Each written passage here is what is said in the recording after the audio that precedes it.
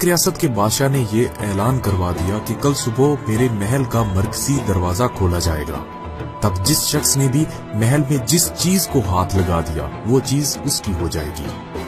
اس اعلان کو سن کر سبھی لوگ آپس میں بات چیت کرنے لگے کہ میں تو سب سے قیمتی چیز کو ہاتھ لگاؤں گا۔ کچھ لوگ کہنے لگے میں تو سونے کو ہاتھ لگاؤں گا، کچھ لوگ چاندی کو اور کچھ لوگ قیمتی زیورات کو، کچھ لوگ گھوڑوں کو، کچھ لوگ ہاتھی، کچھ لوگ دودھ دینے والے جانوروں کو ہاتھ لگانے کی باتیں کرنے لگے۔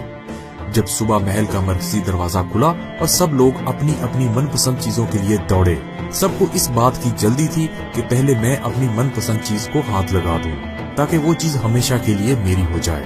بادشاہ اپنی جگہ پر بیٹھا سب کو دیکھ رہا تھا اور اپنے آس پاس ہو رہی بھاگ دوڑ کو دیکھ کر مسکرا رہا تھا۔ اسی وقت اسی بھیڑ میں سے ایک شخص بادشاہ کی طرف بڑھنے لگا اور آہستہ آہستہ چلتا ہوا بادشاہ کے پاس پہنچ کر اس نے بادشاہ کو چھو لیا۔ بادشاہ کو ہاتھ لگاتے ہی بادشاہ اسی کا ہو گیا اور بادشاہ کی ہر چیز بھی اسی کی ہو گئی۔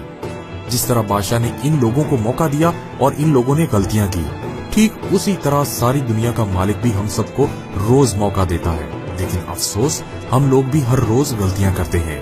ہم اللہ کو حاصل کرنے کے بجائے اللہ کی بنائی ہوئی چیزوں کی آرزو کرتے ہیں، لیکن کبھی بھی ہم لوگ اس بات پر غور نہیں کرتے کہ کیوں نہ دنیا کے بنانے والے مالک کو پا لیا جائے۔